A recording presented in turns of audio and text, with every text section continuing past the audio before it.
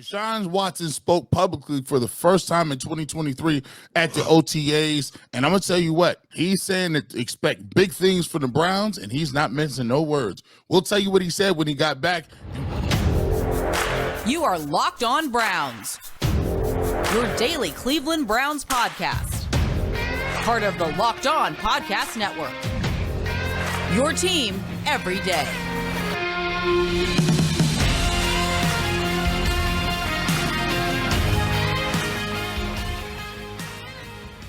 Welcome back, my friends, to the show that never ends, your daily delivery of all things Dog Pound, LGB on the LOB, the Locked On Browns podcast, brought to you by the Locked On Podcast Network, your team every day. Appreciate every single one of you. Make Locked On Browns your first listen every single day. The day oneers, you guys, the true ride or die, we do appreciate you, the backbone of this podcast. Your host, Jeff Lloyd, at Jeff_LJ_Lloyd, Mr. Garrett Bush, at GBush91, ultimate Cleveland sports show panelist, of course, 92.3, the fan, on-air talent, the barbershop, every Saturday morning, 8 to noon, 9 to noon, 8 to 11, sports permitting. You get Guardians coverage.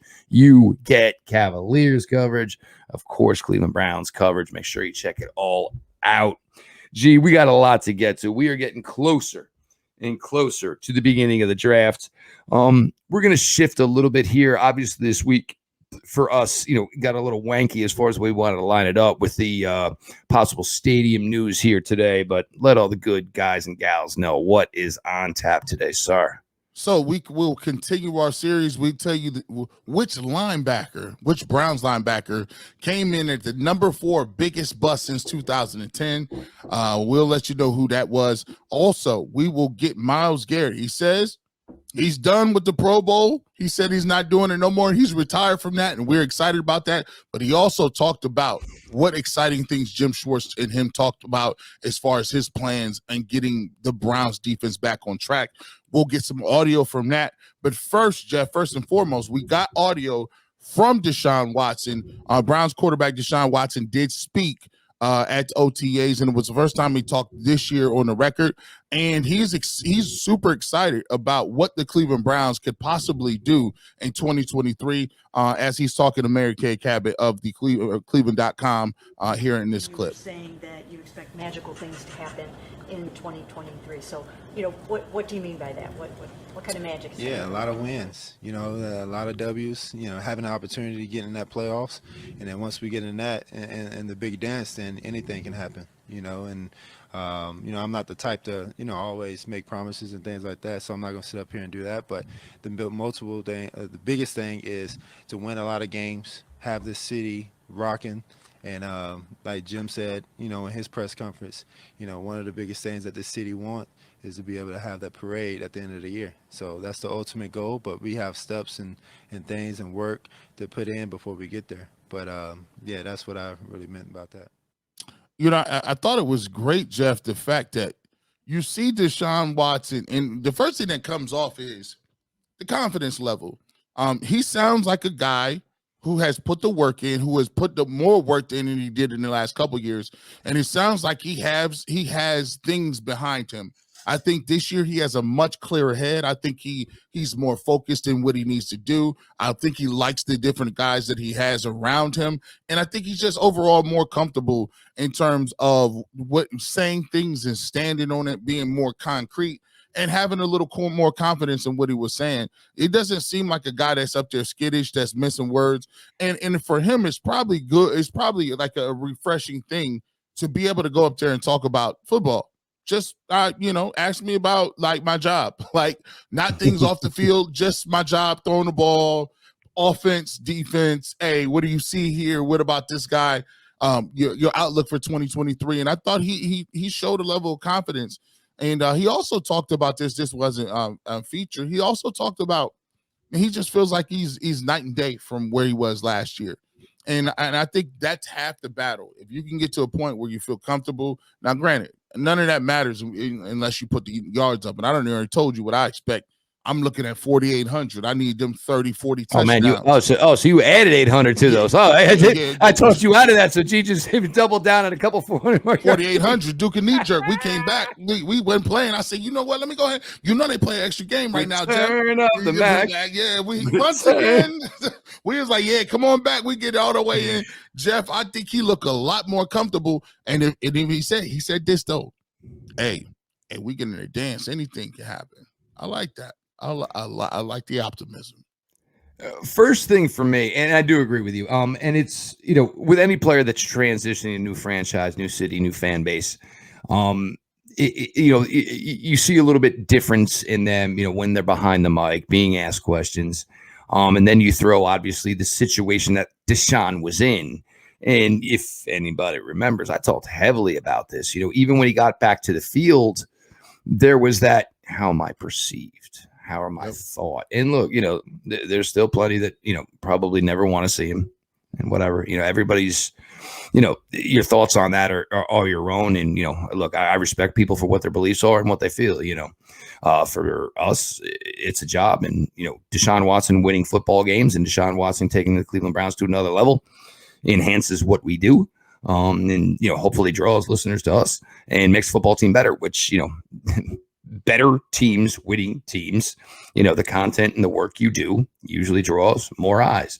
But I think you saw that maybe he's now in a better place. And that is, probably comes on a couple of different levels. A little bit more established in the city, a little bit more comfortable around his teammates, a little bit more now of knowing the guys. We see him and Amari Cooper last night sitting at the Cavs game.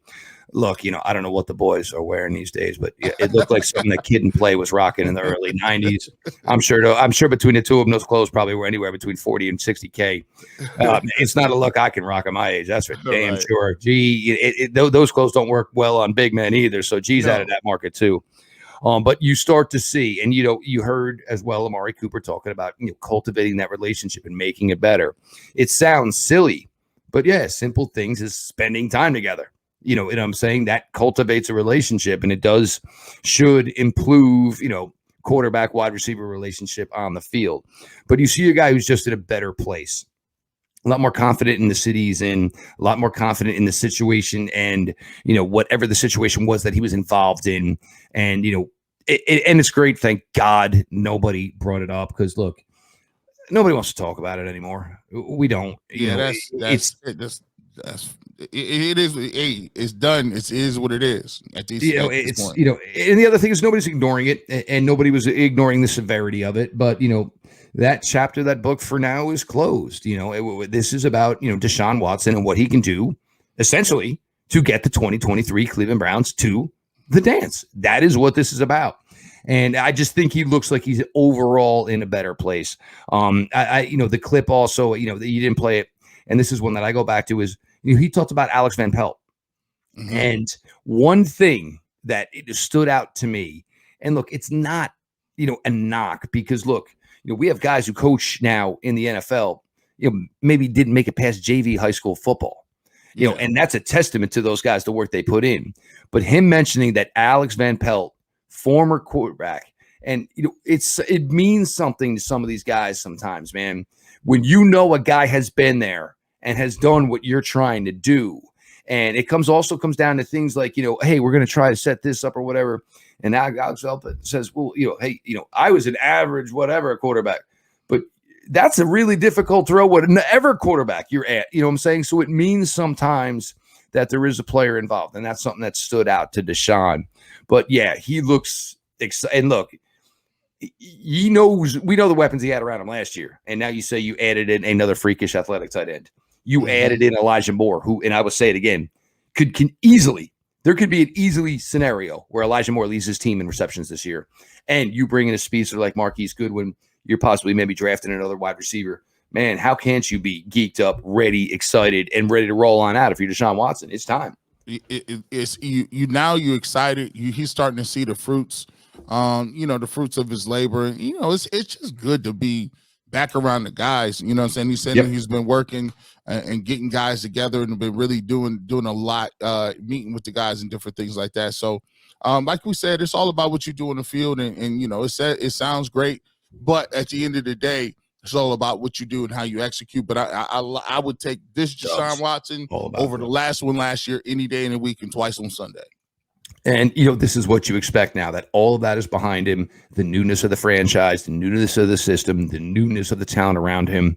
Now it's his time. And, I don't know what, if it doesn't work out, they're all going to come back out in full force because it's going to be the money. It's going to be everything else. It's just the way it goes in this business. Garrett Bush, Jeff Lloyd, continue here, your latest Locked On Browns. As much as we got to hear from number 4 about his thoughts on the upcoming 2023 season, he saw a little gleam in the eye at number 95. And we're going to get to that here as we continue to roll on. Whether it's grand slams, no-hitters, and double plays are back. And there's no better place to get in on the MLB action than FanDuel, America's #1 sportsbook. That's right, because now new customers can step up to the plate with a no-sweat first bet up to $1,000. Just go to FanDuel.com/lockedon. Sign up, place your first bet, and get up to $1,000 back in bonus bets if you don't win.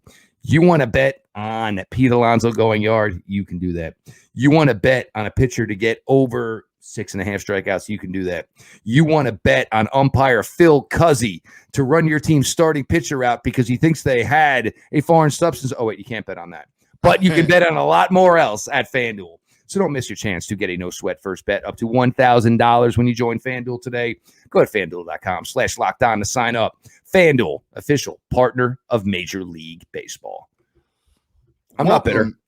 You're not bitter or anything. Not bitter or anything. It's okay. The guy called out a 200-game winner, 3-time Cy Young winner, World Series winner, potential first ballot Hall of Famer. You basically kicked him out because you thought he was a cheater. Man, you better have evidence. You better have clear, crystal evidence. But back to Myles Garrett, G. Well, just back to Myles Garrett. Well, there's evidence that we have with Myles Garrett. It's his DAC total. We have evidence that this guy's getting it done. We heard from Deshaun Watson, and so, Myles Garrett was not going to be outdone. He was on at OTAs as well. He talked about a number of things, Jim Schwartz being one of the main topics. He also talked about the Pro Bowl. How is his shoulder coming up and his toe coming up? Here is Myles Garrett talking about everything, including what he's going to be in this defense with Jim Schwartz. Worked with a lot of great players, a lot of great defensive linemen. Got the most out of those guys, and he plays wide open, as they say.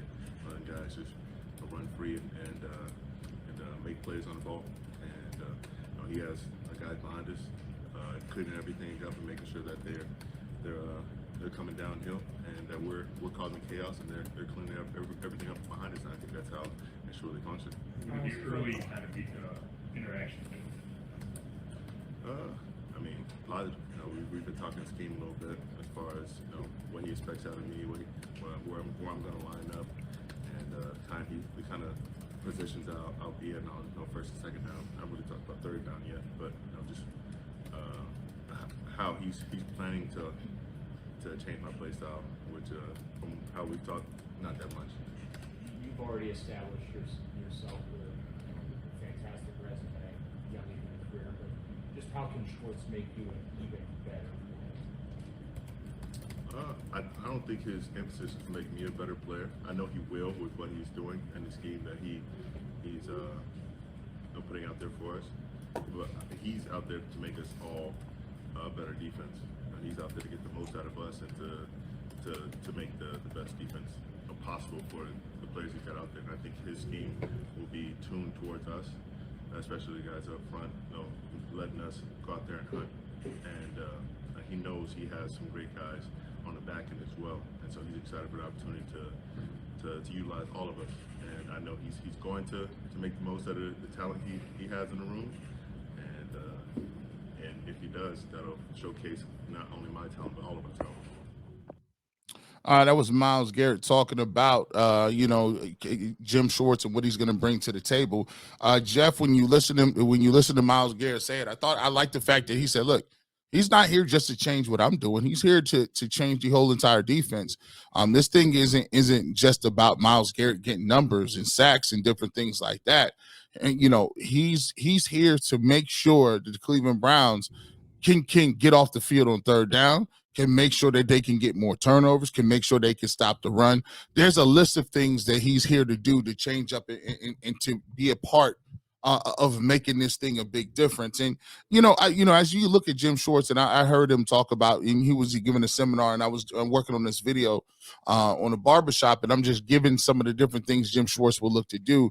The way he talks about, standing his 3 techniques up and just, and having guys move and cross at different places, lining guys up at different places to get them, the offensive line confused. Just different places where you can look to his pressure philosophy and rushing to a spot rather than not rushing to a specific quarterback. He's like, yo, let's just rush to a spot because our data says that this guy loves to scramble or roll left, and we'll meet him there because that's what we trust our data to be. So, in general, I think he's going to bring innovation. He's going to bring more consistency. He'll bring more fundamentals. And I really believe that in general, the Browns now will have a much better sound defense, and guys will not be turning around looking away being like, whose man is that? Whose man is that over here? Because that had to stop. That was a fireable offense 2 years ago. The bus, the MAs, all of that different stuff. I'm excited to see what Jim Schwartz is going to bring, and I think Myles Garrett is too, Jeff. Well, what we know about Jim Schwartz, and obviously, with everything within his system predicated on defensive line play, and if we can't get it done, and Myles Garrett just told you, the guys behind you to clean up after you. The point is to create chaos. The point is to crush the pocket. The point is to crush running lanes. And I think this is one thing. And, Myles to this point has been an absolute phenomenal player for this team. Hall of Fame talent. But how about you take this guy who is this absolute stud freak athlete and give him the opportunity to, make a difference in run defense. And I'm not, in this, hey, oh, it's great, it's great. And he's gotten predominantly better as the year's gone on as far as grading out, against the run. I don't care. I want negative plays. I want Najee Harris on his 4 yards in the backfield and say, Kenny Pickett, guess what? It's 2nd and 14. And now you really got to worry about Myles Garrett, because now we're going to get to the part that he's really, really good at. Take him and let him just basically, Micah Parsons, that type is just, dude, if you think you got it, go. The other 10 will cover your back. If you think you can beat on the inside shade on the tackle you're on, and that guard is too slow to pick you up, and you are going to come face to face in the backfield with the quarterback, the running back, as the handoff is being exchanged, tackle everybody in sight. Tackle you know what I'm saying? The program back in the day. Everybody. What's your assignment on this play? Kill everybody. Let Myles Garrett just be this free. Look, right now he is on a Hall of Fame path. There's no question about it. But if you let him loose a little bit more and look, Myles is not just a great athlete.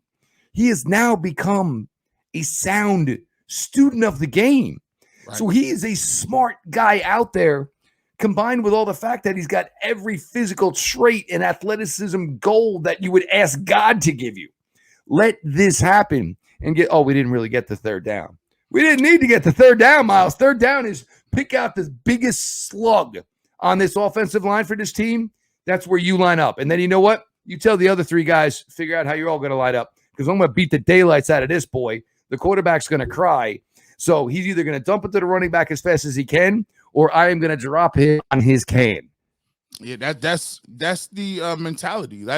And here's the thing: when you're able to play fast, you're able to play mean. You're able to play aggressive. And so for so many years, I've just watched the Cleveland Browns tackle by people 4 yards down the line, 5 yards, 6 yards. Hey, listen, I don't really care how many tackles you got if they're not behind the line of scrimmage. And one of the things, and usually if you have 13 tackles, you know what that means? That means 12 of them were for positive yardage. Yep. I'm gonna look overall, and I would encourage Myles Garrett, and I think Schwartz will do so. If you're gonna give me 16 sacks, that's awesome, right? That's you get 16 sacks, you keep doing that, you'll find yourself in the Hall of Fame. But if you want to be transcendent, you want to be a defensive player of the year, give me 12 to 15 tackles for loss. Give me 12 to 15 tackle. Hey, I need you out there on the rocket screens. I need you out there on the dump offs, the swing passes. Hey, hit a guy in the backfield. Take the handoff a couple times almost. That tight end 2 is chipping you. Take the tight end 2 and throw him into the running back. Yeah. Listen, Myles Garrett, a lot of times we're like, dang, these guys are just a monster. And does he think they could do that? Yes. Yeah, we think he could do that. We've seen it before. So that's the type of production. And I think I'm a little excited to see what it is this defense can do, and especially Myles Garrett. No question. And look, you're putting him now with a defensive tackle. There has no defensive tackle that has played for the Cleveland Browns during his tenure here that is of the ilk of Dalvin Tomlinson. Ogbenaya Okoronkwo, Olivier Vernon, Jadeveon Clowney at his best for this team. That's there. But now that you've got this type of guy in the middle, and guess what that's going to mean?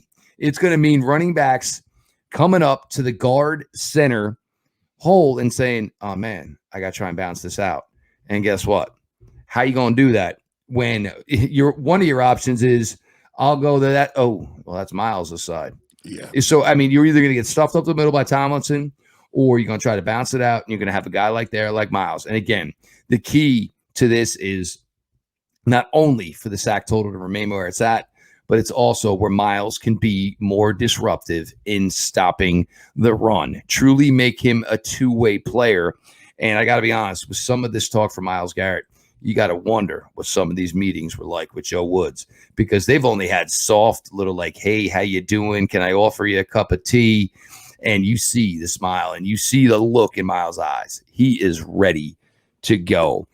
We are headed to yet another segment of Browns disappointment. Yeah. As we transition here to number 4 on the, since 2010, all-time Browns biggest bust draft selections. Jeff Lloyd, Garrett Bush, your latest Locked On Browns. Everyone who makes Locked On Browns your first listen, we appreciate you. And to all the day oneers, again, thank you. Make sure you subscribed on YouTube, notifications on. And if you're still in the audio side, go to your favorite audio podcast platform. We are always available and always free. Welcome back to the Locked On Browns podcast. I want to thank you for making us the first listen of each and every day. The Locked On Browns podcast, your team every day. As Jeff said, let's get into number 4. Coming in number 5, we had my man Justin Gilbert, cornerback out of Oklahoma State. Only played in the league a couple of years. He lasted with the Browns 2 years, went to Pittsburgh, busted out of Pittsburgh, and has not been seen since. Justin Gilbert, he was a guy, and he was notorious for sleeping through multiple meetings. Apparently, the ones he attended. Yeah, the ones he attended. The ones he knew about. Those are the ones he got. So let's get into the next one. I don't even want to. Coming in at number. Let's get my band out. Coming in at number 4. Biggest bust since 2010. Barkevious Kiki Mingo. Now this thing, I tell you what, biggest bust since 2010. The linebacker, and let me tell you this: the part that really hurt was they had a horrible draft. They had Leon McFadden in this draft. The Leon McFadden of the world was in this draft as well, and they passed on a ton of guys. The stinging label that followed Barkevious Mingo throughout much of his pro football career back in 2013. Mingo was an all-SEC linebacker with the LSU Tigers and had a pass rushing resume so impressive that it earned him the distinction of being the number 6 overall pick by the Cleveland Browns in that year's NFL draft. But in Cleveland, sacks did not come so easily for Mingo as they did in Baton Rouge. After notching 5 sacks as a rookie, Mingo would only record 2 sacks throughout the next 2 seasons as he dealt with injuries, while the Browns fell apart under the weight of the years of bad drafting and even worse decisions. You take a look at it, Jeff, Barkevious Mingo, and they are not letting Mr. Michael Lombardi forget about his draft status in Cleveland. This was on Twitter. They were talking about Mike Lombardi was talking about guys. He was doing the blind comparison between Justin Fields and Davis Mills. He says, compare 2 24-year-old quarterback passing stats. Davis Mills, 28 games, 26 starts, 5,782 yards, 33 touchdowns, and 25 interceptions, 63.6 completion, 62 sacks. His team is 5-19-1 in his starts. Then he goes to Justin Fields. Now, people really accurately pointed out that Michael Lombardi was trying to filibuster here, and you did a good job of not presenting the fact that Justin Fields is almost the leading rusher as a quarterback, and all of the rushing touchdowns he got on the ground. I digress. Justin Fields, 27 games, 25 starts, 4,112 yards, 24 touchdowns, 21 interceptions, 59.7 completions, 91 sacks. Yeah, we know the Bears is terrible up front. His team is 520 in the starts. One team needs a quarterback, and one team claims they do. Now, the internet, Jeff, is undefeated. This guy says, at Hendy Bears says, Lombardi drafted former Bears mediocre special teams player Barkevious Mingo at number 6. He does not get to claim that he understands which player will be successful or that he can recognize talent. The internet is very, listen, it's undefeated. And as you look at it, you pull up Kiki Mingo's stats. 3 years in Cleveland from 2013, 3 years, 2013, 2015. He played in pretty much every single game, 15 games, 16 games. Take a look at his sack totals. 5 sacks in 13, 2014, 2 sacks and no sacks at all. None. Zip zero. Stingy with De Niro. He gets 0 sacks. 24 total tackles, 15 solos. I mean, this guy, I don't even know what he was doing. It was very pedestrian to say the least. Jeff, what were your thoughts when you saw Kiki Mingo go off the board in 2013 for your Cleveland Browns? Look, at the time, you say, hey, and you think 6'5", 240 athleticism. And if you really, really, want to laugh, go to the 2013 NFL draft and look at the first round, because you skim through it and go beyond Barkevious Mingo and you're like, well, he stunk. And then you get one of the worst of all time. And then you get about to the high 20s and just one name stands out. So about a dozen franchises absolutely flamed this. And then all of a sudden you get to about pick 27 and 28 and you see DeAndre Hopkins. Now, look, do I want Nuke Hopkins now? No. But all of these names, the Steelers had the kid from Georgia that flamed out. Jones was, he was terrible. So many guys, the Bills took E.J. Manuel, for God's sakes. He was terrible. Wow. That entire first round was an absolute crap fest. So the Browns could either just traded all the way down to the 20s and accumulated a buttload of assets and drafted Nuke Hopkins, or they could have just drafted Nuke Hopkins at 6 and would have been a slam dunk pick at the time. Look, for Barkevious Mingo, I think the problem was it was 6'5", 240.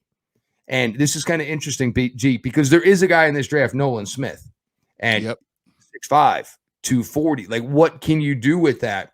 And it is a little light, but the question always comes, and G and I'll just leave it at this. If you wiki Barkevious Mingo, there's been more, there's certainly, you can see now where his life is at now, as opposed to maybe where his focus was on the field. Was he all in? Was he committed? But the bottom line of all of this is, it's great to watch tape. It's great if you're an NFL front office, to make sure, the athletic. You better do your due diligence and you better spend some time with this kid. And, I remember years ago, Justin Blackman, wide receiver at Oklahoma State, there was a team interested in him. I'm not going to say the team name. What they did, they sent somebody down to Stillwater. And guess what? There was a little local dive bar. The guy was there for 5 days. Justin Blackman walked in every day at 3:00 in the afternoon and got blasted until they sent him out in a cab. You've got to do your due diligence on these kids. And, everybody, it seems so weird. They talk to the guy, talk to the girl he went to the prom with. Yeah, because if I'm going to invest $20-something million guaranteed in you, I want to make sure I have turned over every stinking stone there is, because I don't want this to blow up in my face. And that was the problem with the Browns then. You had all these high picks. And all of them. Watch tape. and said, this guy's going to be a beast. And you want to know what? You did about 70% of the job. You needed to make sure, and because it was things like, we're bringing this kid to a terrible situation. We don't win. Our fan base is aggravated, all of this stuff. And you brought these kids in there, and these were kids who already had questionable stuff going on, and said, here, come to Cleveland, Ohio, where you might be a little bit bored. Here's $20 million. But, we're sure you're going to be committed to everything you need to do to be a good player and turn this franchise around. And that it finally started to change with the 2018 draft, where you said, you know what, we're going to draft football players. Yeah. We're committed to the game. And some of it worked, some of it didn't. But a lot of this blew up in their faces because they didn't do 100% of the work. Yeah, totally agree. He was a guy, went on to play some other places, never really got a ring. Got a ring with the Patriots, dude. Got a ring with the Patriots. Probably sold it. Special teams guy. So this is a very interesting list coming up on Thursday's show, Jeff. Of course, what we got to get to. We got to get to on Thursday show the number 3 biggest bust since 2010. To recap, we've done Justin Gilbert at 5, Barkevious Mingo at 4. If you guys are watching this and you enjoy this type of content, let us know who you think is going to be coming up at number 3 on our list. And then I think you guys may have ideas of some names, but hey, you guys think you want to rank them, man, go ahead and knock yourself out, man. We want to see in the comment section. We want to see and here is probably where we can go with this, because here is what we can do leading up to the draft. G and I, we can go, and maybe we'll rank them ourselves. We can go the top 5 biggest Browns blasts since 2010. So we can go to the bed, and then as we start leading in to the 2023 NFL draft, we can give you the creme to la creme. He is Garrett Bush, Ultimate Cleveland Sports Show panelist, on-air personality, 92.3 fan, the barbershop open every Saturday. It's cooking right now, man. You got the guards, you got Cavs, Knicks, G's all over it. Obviously, everybody is definitely on Browns talk right now with the boys back in Berea, with the draft coming. So make sure you're following at GBush91 so you are not missing any content. Myself, Jeff Lloyd, at Jeff_LJ_Lloyd. Just real quick, if the check marks go tomorrow, whatever, I am not going to hand $8 to a billionaire who's about to trash a great social media site. So if it comes to it, And the best part is tomorrow's 420. So guess what? You take all the check marks away, everybody's going to be so blasted, they ain't going to notice the check marks on Twitter tomorrow anyway. So maybe Friday they'll realize whatever.